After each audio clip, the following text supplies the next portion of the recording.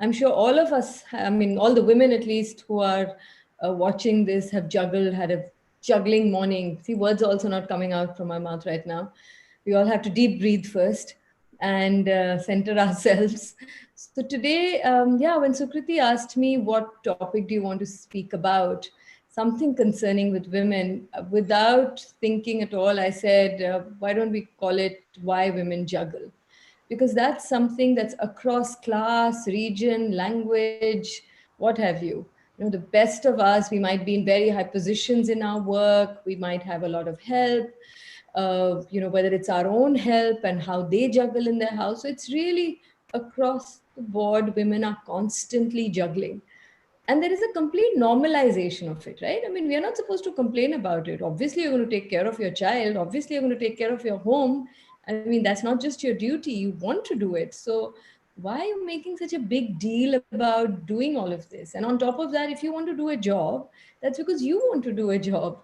So now stop complaining. And the ones who are more affluent, they would turn around and said, I didn't ask you to. You don't really need to do a job. We have enough. So if that's what you've asked for, figure it out how you want to do it, or I've got you help. Now you're still complaining. There are people who don't even have help. So there's always a counter argument which kind of shuts us up and makes us in fact feel guilty, that am I complaining too much? Sometimes people say, don't, please don't be a feminist. ये झंडा खींचने वाले उठाने वाले, that, oh, I'm doing so much. There are other women who do a lot more than you. We are always compared to women who do a lot more. So we end up on top of that feeling guilty that we even complained about juggling. So, and it's relentless, it's every day. And sometimes it just puts us in a foul mood. And then we snap at something really small.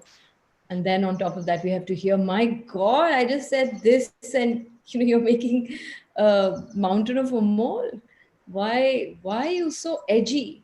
And then you start asking, say, yeah, like, why am I so edgy? My God, I'm becoming too aggressive. So then you're further burdening yourself, saying, I'm not even a nice, I'm not such a nice person because I'm constantly snapping at people. I'm not patient. So, once in a while we keep beating ourselves because we just juggle so much. And then when somebody praises us for all our juggling and says, you are amazing. I can bring 20 people, and, my wife, my daughter, my sister, she will lay out the best meal.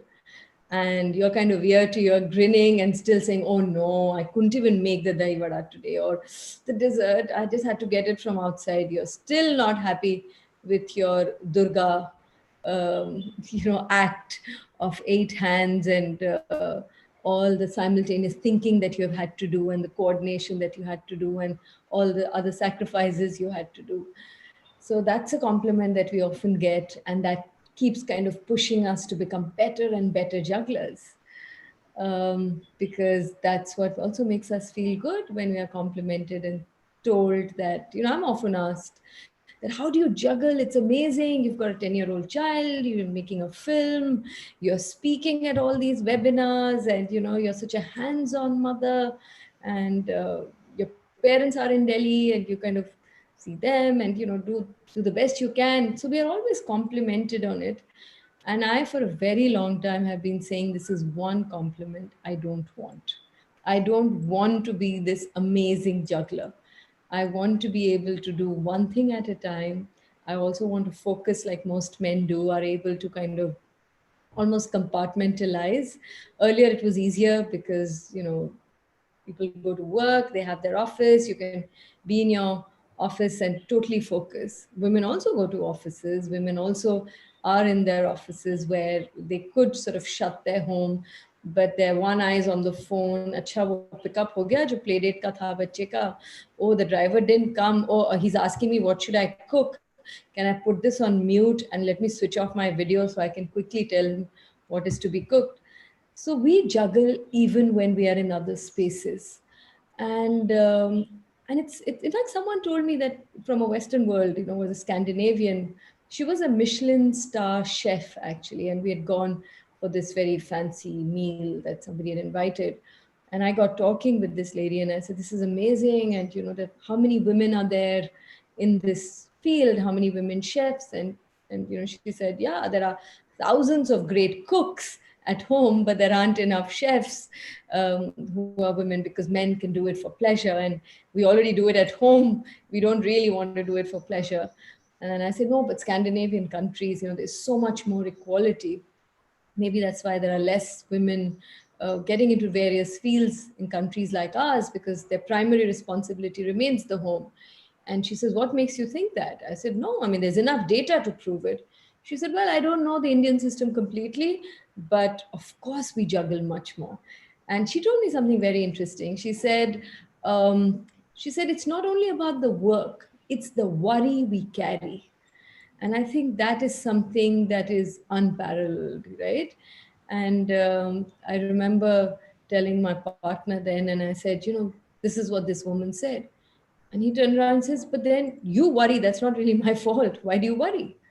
And I was like, okay, now I don't have an answer for that. Yeah, why do you worry? Why do you care? Why do you worry? Seems like the negative word, but the flip side is because we just care about everything and we want everything to be right.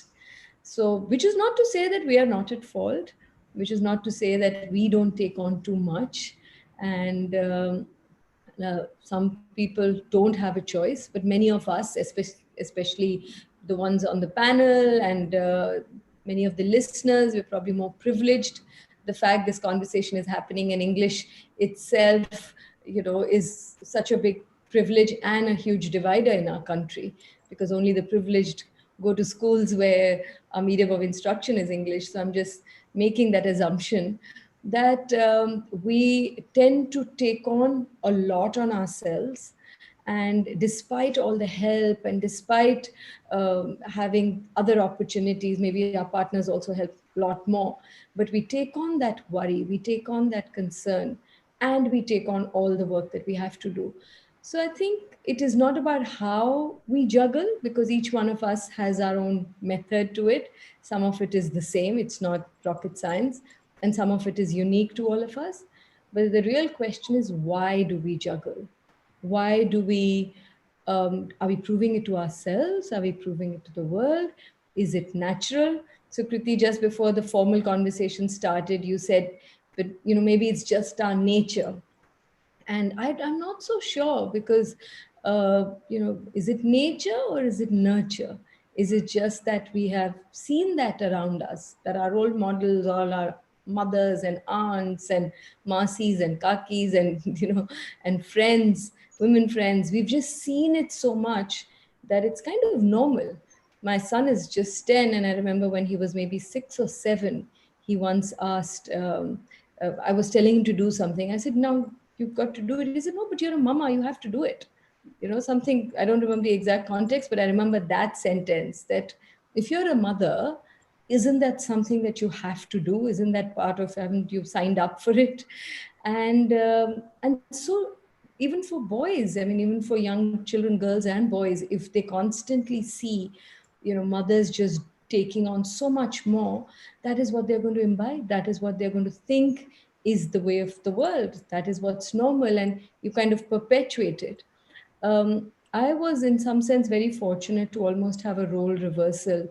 My mother is also she's hearing it somewhere, I know. So my mother, in fact, went to work. She was working with the National Book Trust, and she would have a 9 to 5 job, and my father would cook and clean, and I thought for recreation, paint, because he's a painter and his studio at that time was at home. And this was normal for me, so there was nothing unnatural about it. And till date, not 1 minute have I ever thought that my mother ignored me or neglected me or wasn't there for me. In fact, I have the greatest respect that throughout her life she has worked. Even now she's probably busier than me, or maybe we're just about the same. But yeah, she retired, and then she became the director of the National Gandhi Museum, and then she left that, and she's constantly writing and working. So if you see your mother work, in fact, there are enough studies that have proved that if you see your mother work, if you're a daughter, then you have the perfect role model, because you know that working means dignity, respect, it's something that's natural, it's normal, it's fulfilling a certain desire to do things, to meet people, to learn and grow. And that's what, as a child, you want to do. If you have a son and he's watching his mother work, outside or wherever, like if you're actually doing paid work, because all women are working mothers. So, I mean, all mothers are working mothers, whether they are working at home or outside. But the sons, if they see mother work, then they know that yes, that women have their own world, they have their own desires, that they are a complete person by doing that. And because of that, in fact, when they grow up, men tend to respect women much more. This was a Stanford study, that it's very, very important for children to actually see their mother work, and not just the housework, but actually see them doing what they enjoy doing. But coming back to why really we juggle so much is something probably deeper, because we have internalized patriarchy so deeply. Patriarchy is not something that men only have internalized, we have internalized too. And I realized it more acutely when my son was 2, and I'd been doing gender work for like almost 20 years. And I'm a very late mother. So when my friends were, sort of young mothers, and a very close friend of mine came home, and I said, so what do you want? What shall I make today? And she said her daughter's name, and she said, Nanu will have this and Varun will have that. And I said, no, I asked you, what do you want? Like, oh, just anything. So I said, no, but something I'd love to make. She's like, no, just make whatever the kids like. And I gave her this big lecture that you're losing your identity, and you have your own desires. Don't lose yourself in the child. I mean, of course you want to be a great mother, but that's not your only identity. So after I had my son, and I realized I was doing exactly that. Whenever I would go to a restaurant, only order what he wanted.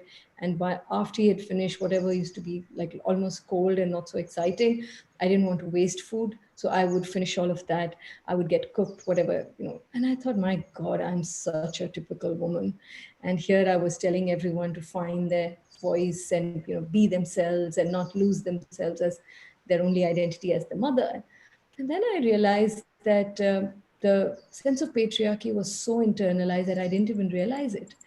And I wrote a play called Between the Lines. I don't know if it's still on probably Hotstar or Amazon somewhere, because we also shot the play later. And Between the Lines was really about a modern day educated couple uh, who sort of are accomplished sort of almost equally. And yet, when it comes to small things, there are these subtle inequalities. And when the inequalities are very subtle, it's tougher to actually counter them. It's tougher to negotiate through them. It's tougher to combat them. Otherwise you'll be called a feminist, or you'll again be told all of those things that I started this conversation with. So that play came out of a lot of personal angst and this whole thing of, why have I internalized so much of patriarchy? And I feel fortunate in that sense that sometimes creativity allows you to express yourself, and these inner dilemmas that are not just about ranting off someday, but actually seeing why do we respond in a certain way? Why do I feel guilty? Why do I want to do everything to the best? Am I just being a perfectionist, or am I just being hard on myself? Why do I beat up myself when one of the things isn't as good as the rest should be? So in fact, the short film that you showed in the beginning was again a response during the pandemic. One was locked down. We had our own reality. I was very fortunate to also have house help, and yet I was juggling even during this time, because I was doing lots of webinars, and I was constantly, my son obviously didn't have school, and I was juggling so much, and I was hearing all my friends talk about it. And it was the same time when we were hearing the surge in the cases of domestic violence. And as you all would know, that the helplines are chock-a-block, and suddenly the domestic violence cases have increased. Not that they weren't there before, but the reason they've also increased is because a lot of women are locked in with their perpetrators of violence. They are with just stuck in the house with their abusers. So I wanted to bring in these two elements and talk about this whole slogan that is so popular now, that stay home, stay safe, and the irony of that for women who are at home. So this whole thing of juggling relentlessly, whether it's on a Zoom call or whether it's someone who's, in-laws are unwell, or, the child is demanding attention, or the husband's work. So I know I have kind of talked about many different things, and it's more like a stream of consciousness. The reason being that I want to spend more time having a conversation, but just to kind of give you a sense of where I'm coming from and my own personal struggle to try and compartmentalize a little bit, because we women also love to work when we are more focused. And, we also want to have that joy that if I'm writing, I don't want to be disturbed for 2 hours. I don't want to be thinking what's being cooked and what my child wants and all of that. And during this pandemic, for us, it has really also surged. So this conversation, in some sense, is not only going to be cathartic, but hopefully we'll be able to give each other strength. And I also hope that there are men who are listening in, men who are sensitive, who want to be better partners, or want to be more sensitive people at large, and want to maybe raise their children in a way that they don't follow the same pattern that we have. And they probably watch women juggle all the time, but because they're so used to watching, they don't think of this as an act of Durga. So maybe it's also for them that request you to watch it now with new pair of eyes, and to see that where you can not just chip in and support, but actually shoulder that responsibility as equally as possible, because this juggle is not going to stop till men don't step up. We might be less perfectionist, we might stop feeling guilty about it, but we will continue to juggle till men start saying that yes, raising a child is not just as much responsibility but as much joy, or doing the housework, or even thinking what needs to be cooked. All these small worries that we carry, the more the men do, the less juggling we'll have to do. Thank you. I'm going to stop at Wow, this. that was excellent. So thank you, Nandita. I would now like to Thank you. request Meeta Gudgutia and Urvi Juneja to kick off the conversation. Meeta is the co-founder of Ferns and Petals and the co-founder also of Sipping Thoughts. Urvi is the chapter leader of Lean in India and the SVP at 3D Integrated. Welcome, Meeta and Urvi. Loving the conversation already and would like to get started now with your questions. So, Suki, since you said that Meeta, co-founder Ferns and Petals, people look at me and they think that, oh my God, she is such a privileged woman. She has it all. But the other day, Nandita, after watching this movie, I was talking to my husband.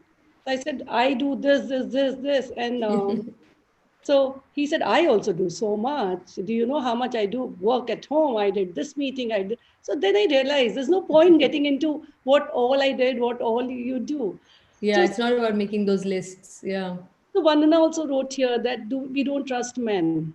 So half of the time I itni बार इनको काम बोलोगे, they will say, "अच्छा, how do I do it? Who do I call? Where the stuff is?" Then So you you, feel like hum hi kar dete, baba mat karo. It's yeah. easier, it's faster to just do it. So I think whatever you said, it is exactly our reflection, our story. I'm sure that must be everybody's. लेकिन ये pattern, how do we change? That is the वही है struggle. ना, ये pattern change करने के लिए, like I said, that men will have to step up. I have a friend, maybe she's online as well. I had sent it to her, and she's a very special person. And I've seen, like, I've heard stories about their relationship, and they are in their late 60s, and the man came from a very traditional patriarchal family, and over the years she actually had to train him, if I may say so, to kind of realize that, and of course they were love marriage and they're very, very close, etc.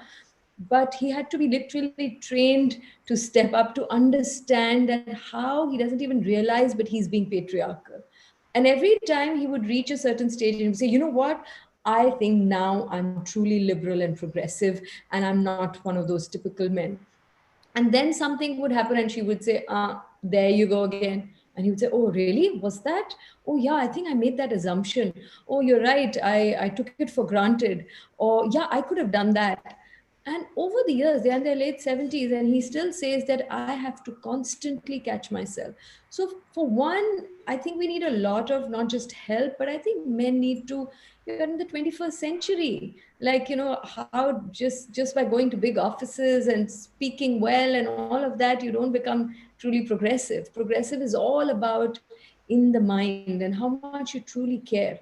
And this is, I think, the greatest form of love. If you really love your partner, this is, please show it this way. There's all other ways we will handle it, but let's work on this aspect. And this friend is, I would say, he's quite a role model for many men, because every time you think that, oh, I do so much, ask yourself, ask, like, and maybe sometimes gently, lovingly, we can remind them, because men are just not used to it. Sadly, often sons are just brought up badly by doting mothers like me. I mean, I constantly keep reminding my son about it. I'm very hands-on, so I do end up doing a lot of things, and then I ask myself, am I making him dependent? Am I not teaching him how to do it himself? So I keep sort of reminding him, and I tell him about this gender inequality, and he looks at me and says, why? Because this age group doesn't understand the historical wrong. They see their mother is doing 100 different things, and they don't see any difference between their classmates, whether it's a girl or a boy. So they don't even and they find it incredulous when I say that, there are places where the daughter is not fed the same food, or they are not sent to the same school, or they're not even sent to schools, and at a certain age they drop out. So I tell him all of this. He looks at me like I'm talking about some alien world, because he says, why would anybody even do that?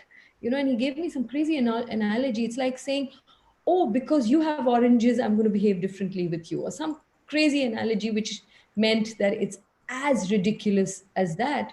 So he doesn't know the historical wrong, that how he's going to not realize it and slowly will start imbibing it despite intellectually understanding it, because I think conditioning is so deep. I think So it I yeah, sorry. Sorry, go ahead. No, go ahead, Meeta. No, I'm saying the tutorial is for us and for the men also. We both For we both of us. accepted Yeah. it well, by So in my between the lines, there was a small scene I want to share. So in that, they have a bit of an argument, and then she's slowly eating, and the husband goes and brings a plate with two pieces of cake that he's got, and he waits for her, and she doesn't take it. So he takes a piece, and she kind of sniggers a little bit, and he says, "What?" And she says, "I knew you would take the bigger piece." And he says, "What?" And he puts it back, and he says, "You take it." And she says, "No, that's not the point." And then he gives her the plate, and he said, "Okay, if I offered you, what would you do?" And she says, "Always and instinctively, I would take the smaller one." So he looks at her and he says, "So either ways, you would take the smaller one. So how am I at fault?" Right? So you are constantly, as women, we are used to taking the shorter end of the stick, and men are used to taking the longer end of the stick. So it's going to perpetuate, it's going to continue. So till both of us don't realize, till I start saying that I'm not going to take the shorter end of the stick, and you start saying that I'm not going to take the longer end of the stick, it's then we will come somewhere in the middle, and not in a combative, aggressive way.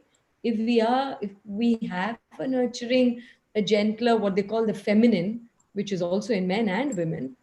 So if we have that side, we don't want to kill that. We don't want to become aggressive and all of that. But how do we gently, lovingly remind constantly and call out patriarchy? We don't call it out enough, because it's constantly. How much can you call out?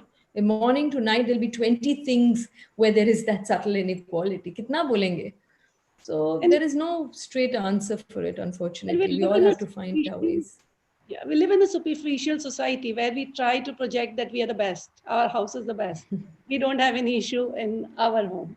I think that kind of leads to it. Yeah, I think there is a lot of that. I mean, during the pandemic, I've spoken to some of the women, of my son's schools, like their mothers, friends' mothers, and a lot of the times on their DP, they will have this very nice smiling couple or whatever, and we talk about it, and they'll be rolling their eyes. They're like, "I'm exhausted. I'm fatigued. I'm so angry." All kinds of such emotions have also come up.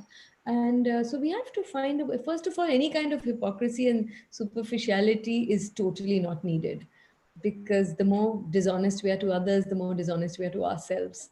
And we can't change anything if we are going to constantly posture to who and why, so it's really something that happens between us, whether as couples, whether it's in our family, whether it's with our friends. Let's help each other. I think there's a great need for also that kind of sisterhood. If we posture to our other girlfriends that, oh, I'm very happy, I don't have this issue, then we won't address it. So first we have to see what the wound is, and then we have to find ways to deal with it. And there is, like I said, no one way, there's no one right answer. You have to find what is that right answer for yourself. It is so true. So we, Sipping Thought and Lean In, we are trying to do this only. So that somewhere, at least little change that we can bring here. Yeah, Urvi? Right. Sure.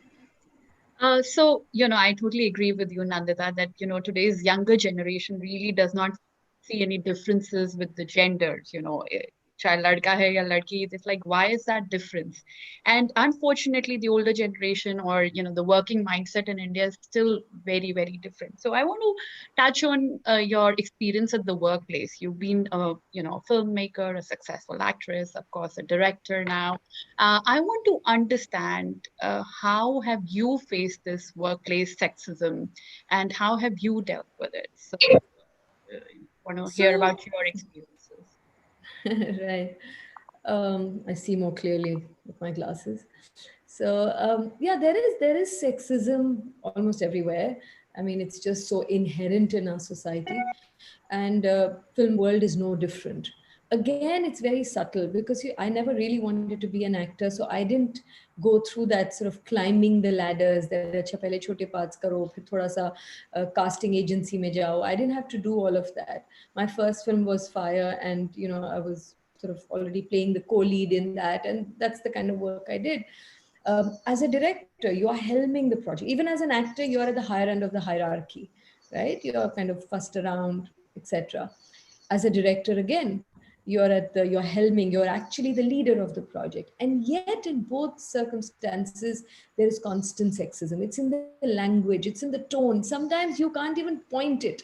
You don't even have a word for it. In fact, if you put a word to it, it'll seem bigger, not just to the other person. You feel like, oh, am I making a big deal about it? Can I not just let it go?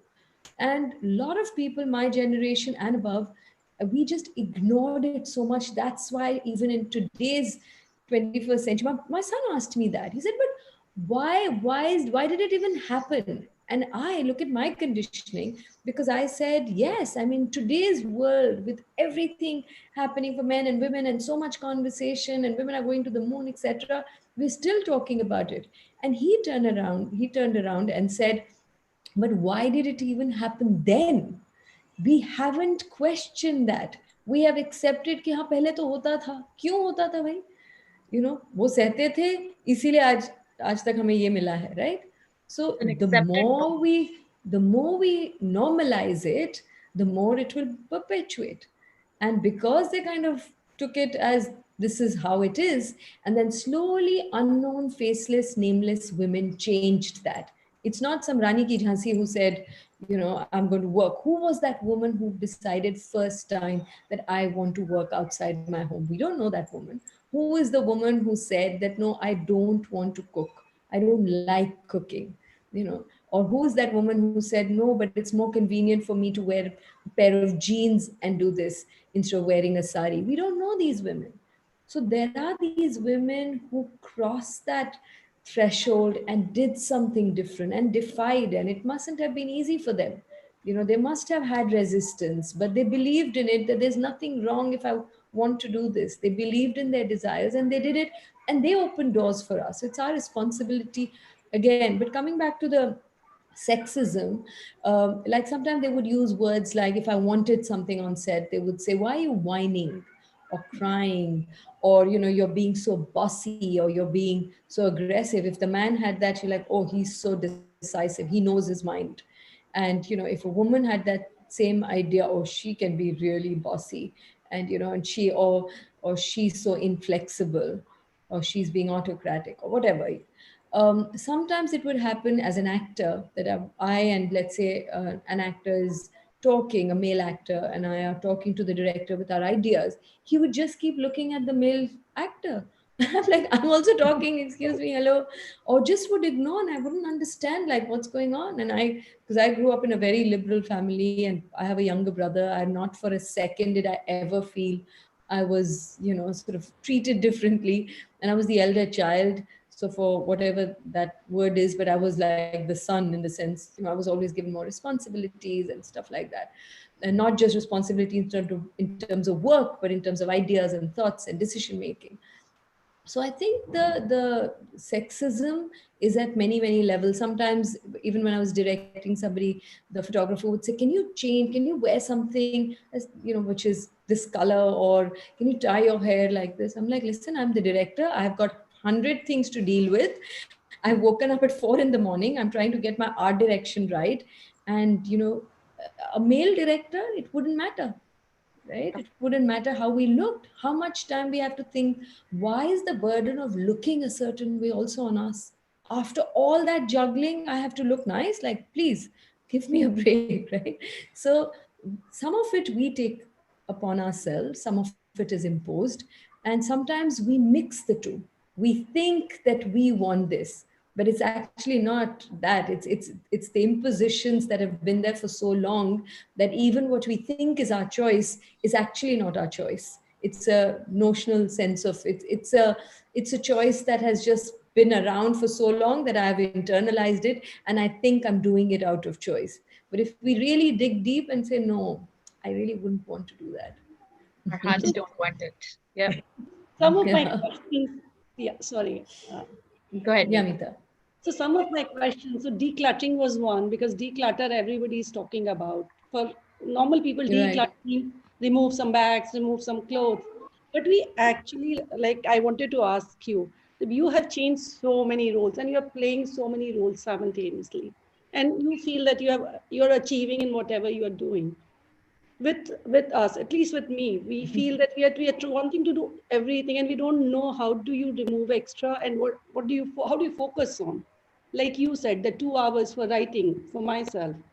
How actual meaning of Oh, so declutter? my mind is very cluttered. To be honest, I have not found the answer. I'm the worst person to ask because I do too many things, and I feel like I'm not doing anything well. So when I'm telling you, I'm also telling myself this. I'm also reminding myself. So sometimes people say, "Wow, it's so amazing! You've lived life on your terms, and you even did a fellowship at Yale. Used to write columns every month, and you speak and you act, and you're this mother who does this, etc." So from the outside it all looks like wonderful.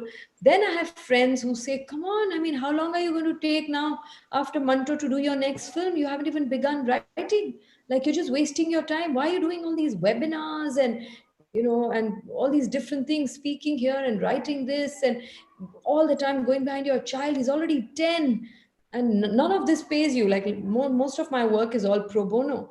So so they don't understand the value of it. When are you going to? You are a filmmaker, that is what you should be focusing on. So firstly, I think specialization is overrated. So we also get burdened by this idea that we have to do one thing really well, because everyone asks you, what do you do? I detest that question, and I don't have an answer. I mean, because people have to write it, they write actor, director, social advocate, or whatever. But that's not true. I mean, I haven't acted other than this 7-minute film because I had no option but to act, for almost 10 years. Or I did one Telugu film in between, but other than that, but my public persona is of an actor because that's what is in the public domain. I've directed 2 films. So am I really a full-time director? No, I'm a social advocate. That's just a fancy name for someone who just cares about things like many of us do. And we share, I have the opportunity to share, so I share. So I think we, first of all, do not have to define ourselves or our work by other people's definition. If specialization works for you, great, please go ahead. If you've found your calling, fantastic. My calling is to be cluttered and do all these 5 things, if that's what really makes me happy. But what I want to do is that I want to do those 5 things. I want to be able to write. I want to also speak and share and listen. I want to direct. I want to act. I want to travel. I want to be a good mother. I want to be a good daughter. Yes, I want to do all of that. I'm not going to leave any of it. Why should I have to choose one or the other when all of it is, very important and fun for me? But can I find a way to be able to focus on each thing? So when I'm with you right now, I'm not, this has taken precedence over everything else. But if I'm writing, then I want to be able to just focus. The problem happens when in some of these things you really need to kind of, like when I'm writing, for instance, the first few minutes, I don't even know when I'm writing badly, and when I read it, I hate it. So you really slip into it gradually. Or just being with friends. I hardly ever call my friends. I respond very well. If somebody writes to me or calls me, I will give them the time if I have. But on my own, I just don't. I think of my friends when I'm showering or when I'm doing, but that always becomes a secondary thing because I'm juggling between all of this. So, what we lose out on is me time. We lose out on our friends, giving time to our friends, because that doesn't become a priority. So I don't know if I'm answering your question, but I just feel that how do we declutter is, first let's ask ourselves, what is it that really makes me happy? Within that, I have to then prioritize. I'm struggling with prioritization, but I think we really need to prioritize and prioritize on the basis of what would make me happy. And it's not a selfish act to be happy. If you're a happy person, you will be a happy parent, you'll be a happy daughter, you'll be a happy partner, you'll be happy with your colleagues. So to be happy is not an act of selfishness. So let the world not tell you that.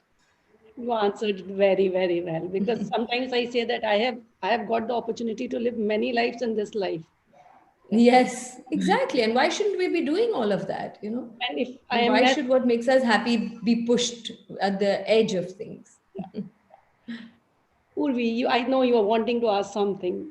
Yeah. So I love the Sorry, my fact that answers are a bit long winding, but because they're all kind of connected, there are no easy solutions to these We questions. don't no, want no, to they're take amazing. It's just amazing to hear these thoughts and how much they're resonating with us. It's just amazing. And Thank also you. with the audience. Everybody is, I mean, you can see the chat box also.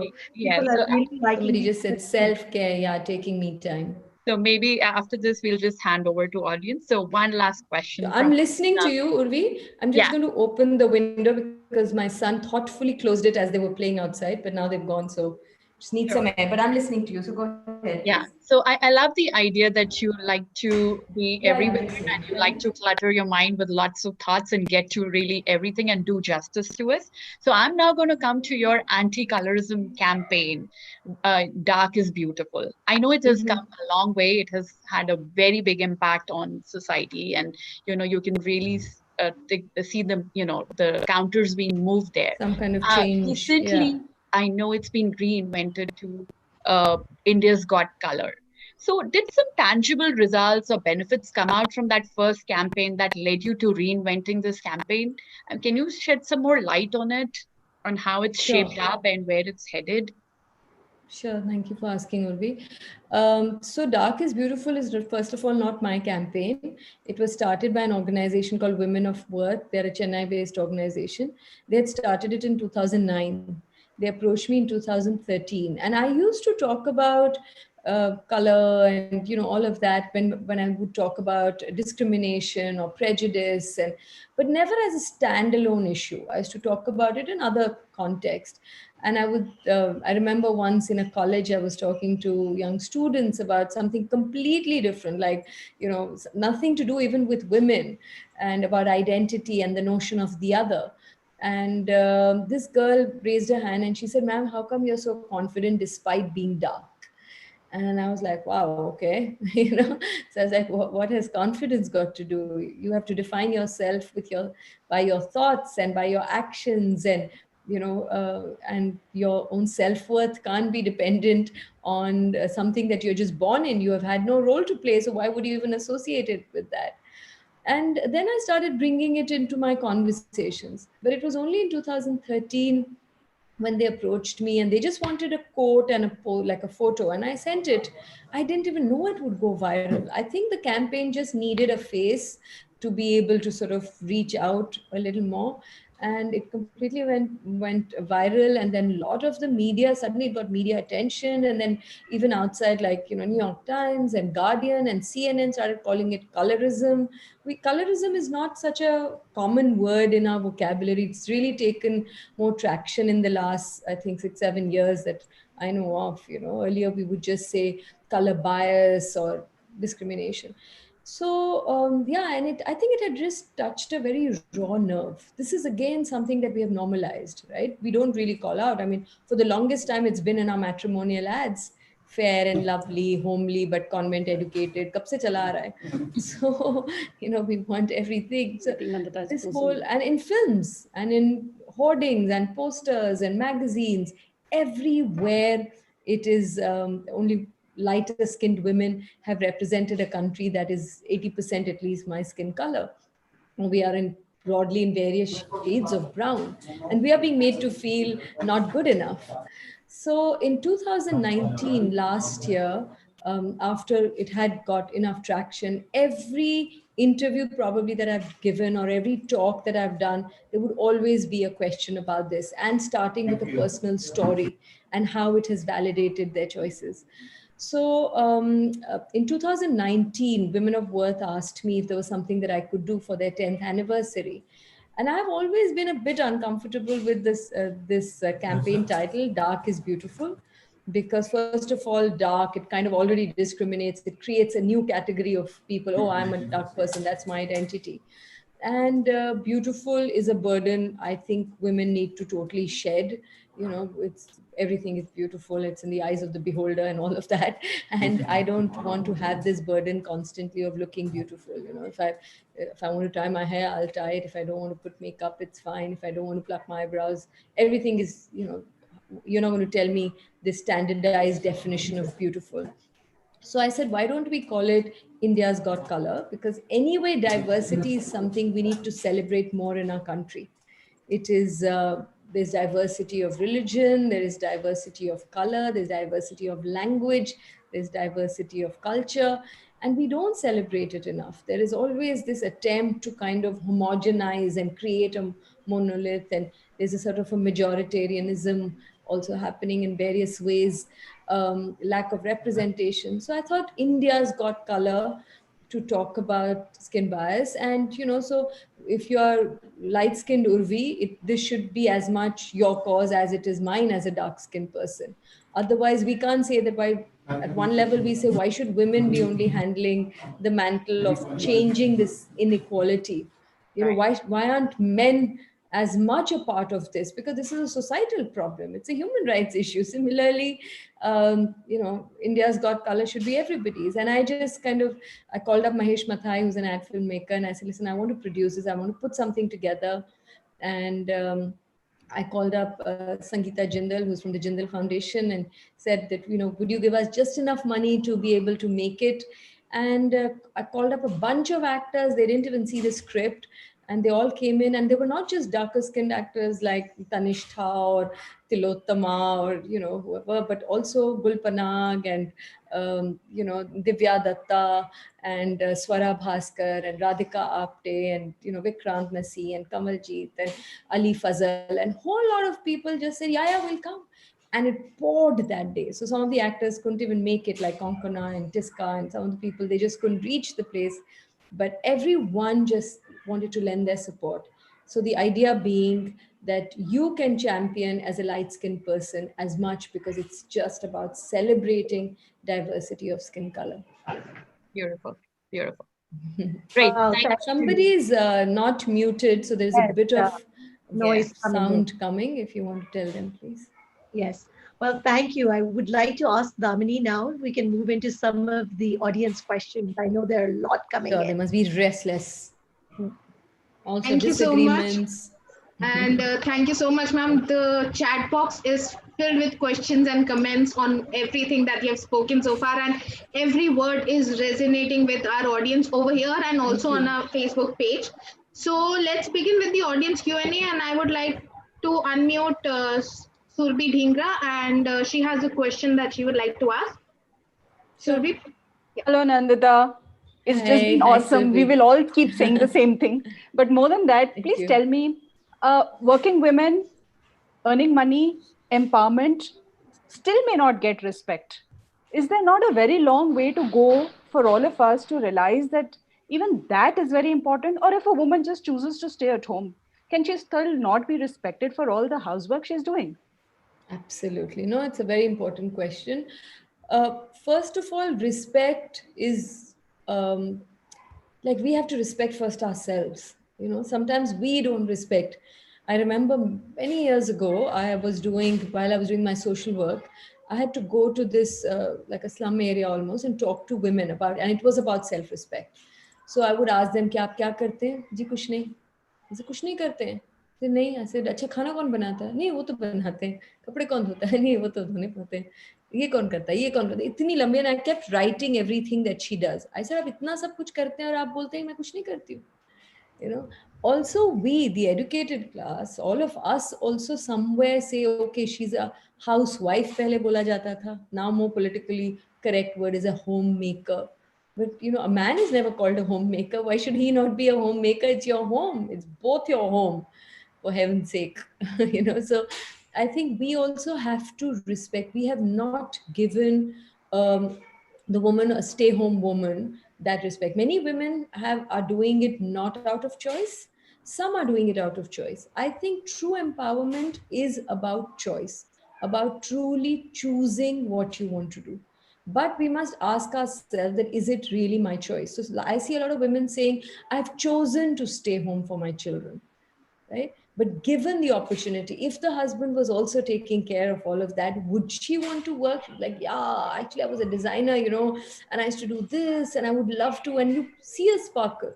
You just have to scratch the surface to know, because we're all thinking people. You know, how much can you do? I'm not undermining. There's tons to do at home, and of course, they should be equally respected. Not about equal. There has to be respect. But the point is, if she's choosing to do it, if she's choosing to do, even if you're choosing not to work outside and you're doing just, we can't just respect just because you're working.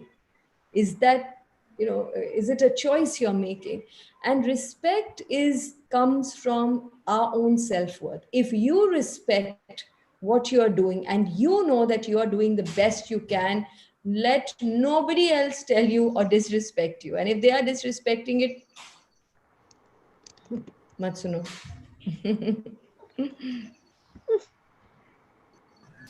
And हमने क्या कर दिया unfortunately हमारी society में पैसे से सब कुछ इक्वेट किया है the more everything is valued in money so if you are an unpaid worker and taking care of the entire home and doing 100 other things but you're not being paid or you're working in your husband's office or company a lot of the wives I see work with their husband and they don't get the same respect or work or any you know like they don't get obviously a salary because of which their work is always undermined but they work with a greater sense of loyalty, passion, hours. They'll stay up at night after the kids have slept and finish the work.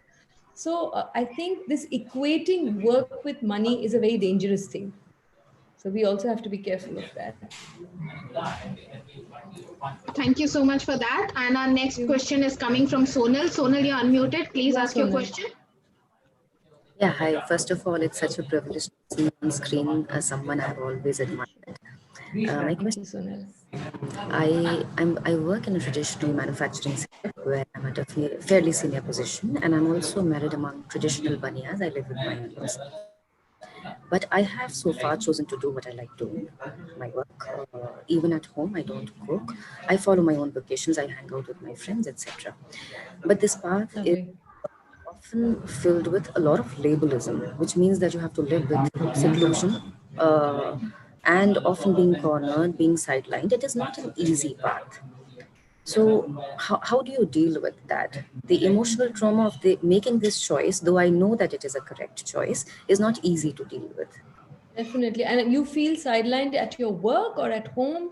Where every does place, every place. So patriarchy is prevalent everywhere, but at work it is not fashionable to state it out. At home, people are so comfortable to say that, yeah, this is our tradition, aapko to aisa karna hi chahiye. And there you fight it out. So in your private space, it affects you more because people have no curtains in front of them. They are what they are. And they're very comfortable with patriarchy and they're not willing to change. So you know you have an audience that you are going to deal with maybe all your life. How do you deal with that? Being yourself. Yeah.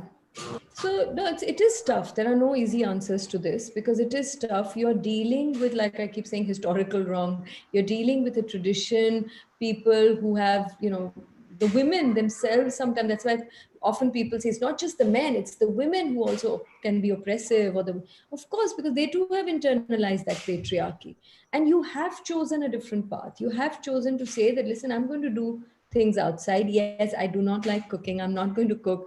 And maybe sometimes eyes will be rolled. Come on, ये तो सभी करते हैं, उतना तो आना भी चाहिए.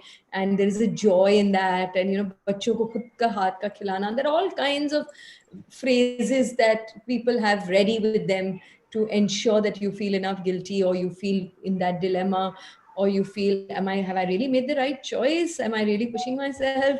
Maybe I should have done that. Or you look at sometimes another mother who does it better, and you feel like, oh, does my child feel that he or she is not getting it, or I myself feel? So these 100 voices are almost at loggerheads with you. They are constantly telling you that you're not doing the right thing, or you could do better, or what if you gave up on this? What's the big deal? Why are you being so ambitious? um, why are you being so selfish?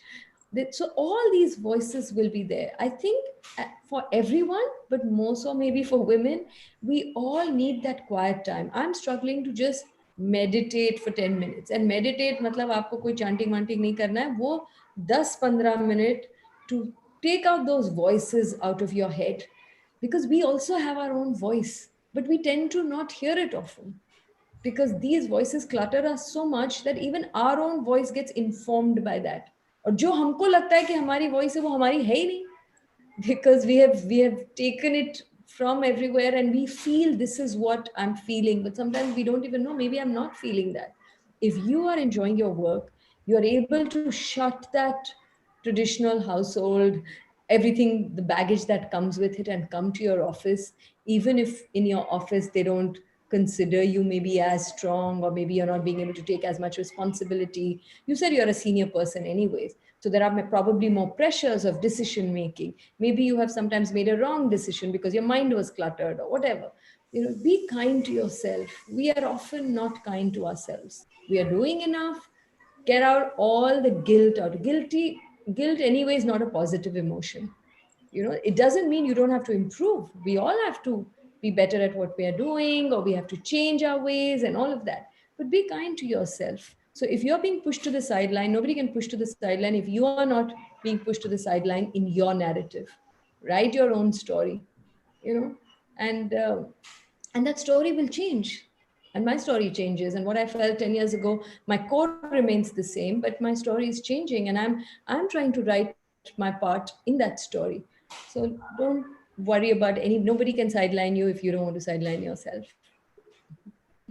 For whatever it's worth, that would be my 2 bits. Perfect.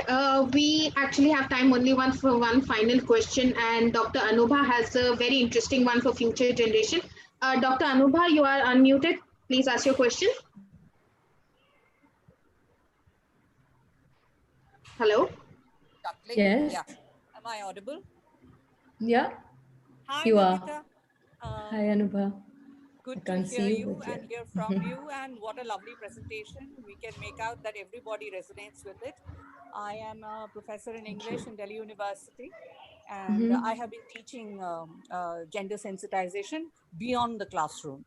Of course, we get to teach a lot of gender texts, but one realized that it has to be beyond the classroom hand-holding that really makes sense to the theory. And you talked about it, practicing it, evolving as living we go it. along. Yeah. So walking the talk, so to say. So what I came across was, as we grew together as colleagues, women colleagues, and we were the multitaskers, we were the superwomen, trying to juggle everything together, and yet had to achieve in our workspaces too. I realized that most of us needed to self-educate to begin with, to understand what gives them happiness. And most of the time, the happiness also is indoctrinated. So the kind of children that we are bringing up now. Definitely, we are more aware, and I don't have children of my own, but I love to take the credit for bringing up others' children. And what I realized among my women colleagues was that it was a very difficult journey for them, though they were aware, but they could not make the break and intervene while their children were growing up, whether it was division of work at home, understanding workspaces, and giving the dignity to the woman, not just because she's a mother, but she's so much more. And I'm in a way so glad that this pandemic has ripped off the bandages. We have been, only putting band-aids and not realizing that the actual breaks and the actual interventions that need to be made, all our workspaces vanished. We used to go away from home, and now suddenly we had to share Yeah. the home space with the workspace, and there was no dignity towards that. It was almost like as if children are not going to school. Similarly, you don't get to teach, so why would you need that professional space at all? Because now your work is at home. So we were not working from home, we were working at home, and there was no validation because typically you were Dr. not Anupam, we are editorial. running out of time. So if you could get So, to the so I'll question, just keep that it would short. be So great. I am saying interventions. How do we bring about interventions in the present generation? Sorry if I took a little more time. No, no, No, no. no. Thank you. I don't know about interventions. I mean, interventions are at various levels, but you've brought out an important point. Do you know what do you think the workforce of women has increased over the years or has decreased? Any guesses? I I mean, would say considering there are increase. more women who are getting educated, and there are more women now being vocal and all of that. Sadly, it is decreasing. Which is really, it was 27% a couple of years ago. Now it's, I think, about 23 or 24%. The reason it's decreasing is because, and especially it's decreasing in the middle and upper middle classes, not in the lower, because then you have to work, right? If you have to survive, you just have to work. In upper and middle, because it's not being valued. It's like what I started with, you don't need to work, so then why bother? It's not seen as that your mind may need stimulation. We don't only work to earn money. Of course, that is also, we have to make ends meet, or we have to run a household. But when you work, you meet different people. We also, as human beings, need that stimulation. New ideas come, we laugh. It's like children going to school, they're all doing the online classes. But school is not just about history, geography, maths, whatever. It is about those interactions with other children. And similarly, it's for us adults. So I don't know about the interventions, but I think interventions are at every stage. And what we really need to do is create that kind of a sisterhood where we help each other with these dilemmas. We must have a go-to person where we can share our vulnerabilities, because oftentimes we have these dilemmas and we solve it with our own baggage of how we have looked at our world and our worldview. But if we shared it, maybe another person can see it with a new pair of eyes and can shed light in a way that may not necessarily be so narrowed.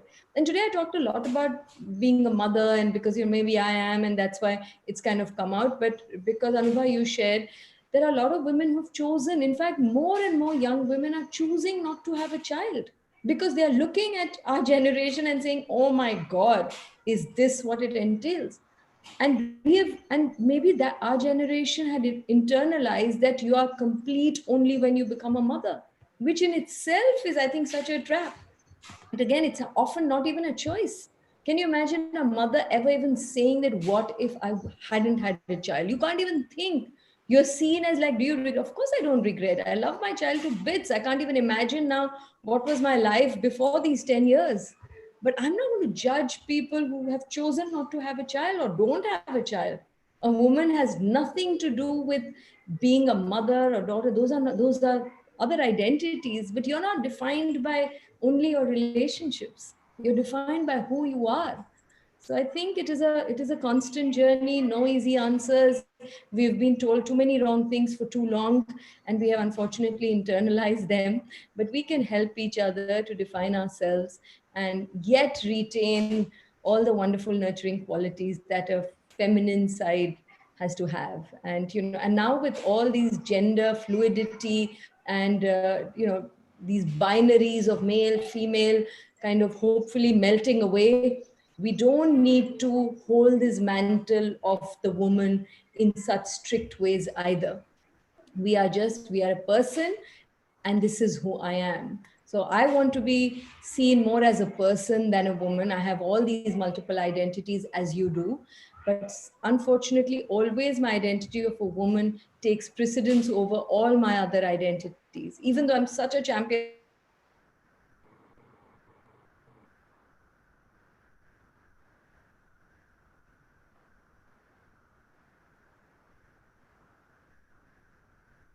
Hello, did we lose Nandita?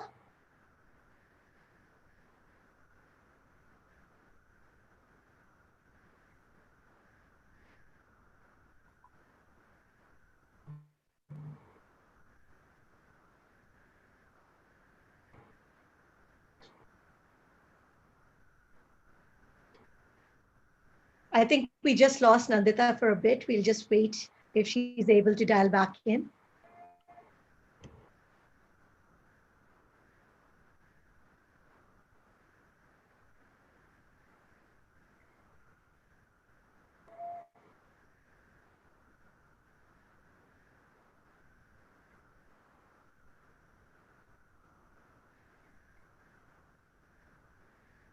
Sorry, I don't know at what point my network just went. Just a little bit at the end of your statement. Okay. No, so I'm just saying that I don't know what you heard, but someone like me who has always championed this idea of multiple identity, I find myself always sort of, my woman's identity sort of takes precedence over all other identities. And it's primarily because I'm not allowed to forget that. And, more importantly, I want to be seeing myself and other people as people and not specifically as women, because that's, again, I mean, whether I'm an Indian, whether I'm born into a Gujarati and Odia parents, or whether I lived in Delhi, I like singing, whatever, all these are my identities. And being a woman is just one of those identities. It doesn't need to take precedence over all these others, but it does. So I just wanted to say we can move towards a place where that doesn't need to, and we can just discover ourselves and find ourselves in just who we are as human beings. Well, Nandita, what a powerful session. And these words that I'm repeating are coming from the audience. Honest, beautiful, meaningful. Thank you. It is all from the heart, encouraging. Heard experiences. So yes, thank you all also for sharing your stories and your questions. And as always, you bring voice to conversation so much more needed. So thank you, Nandita. This session has really touched the core. I think in all of us, it doesn't matter from what segment, what part of India, or where we are from, encouraging us to really think. And that too about what is it that we want, what are our priorities, and not letting anybody else define us. With that, I'd like to ask any closing words that you would like to say. And on behalf of Lean In India and Sipping Thoughts, we'd like to really thank you for this moving session, but we'd like to close with your thoughts. Yeah, so I just, what you said is absolutely right, but I would just add a rider to it that, of course, listen to your voice, but it's also important to have allies. I don't want you to feel that we have to, hum hi victim, hum hi lade, hum hi sab kare. We need friends, we need well-wishers, we need Lean In has its own connotations. That could be a whole different conversation if it's taken from the Sandberg book. But what I want to say is that do not be afraid to seek help. There is strength in taking help. You need to have courage to take help. And sometimes what Meeta also, I think, in the beginning said, that we want to show that we are, a good couple, or we are a good home and everything is fine. And that's why we sometimes hesitate to take help. This is not a lone journey. It doesn't need to be. We have to have allies. And so, yeah, look for those allies and don't leave them. I have some great friends who I, would not hesitate for a second, and I hope they don't hesitate either. And some of them are there. I can see Niru and Vijay, the wonderful couple that has grown over the years together. So I think it is important to seek help and to reach out and also give help. That's why listen to her. Do watch it if you can. It's a 7-minute film where two women of different classes with different problems, in a way, it's not that it's just the upper class woman who's helping this woman who's going through domestic violence. She's discovering her issues through that incident as well. So it is, when we help somebody, we're also getting help. It is a mutual connection. So yeah, let's keep that in mind as we start looking for our deeper voice and finding our own selves. Thank you, Nandita. Thank you from Thank Meeta. you, all of Thank you you. from Urvi. Thank you, the lovely audience, for joining us in this conversation today. Thank you. Thank you. Thank you. Thank you all.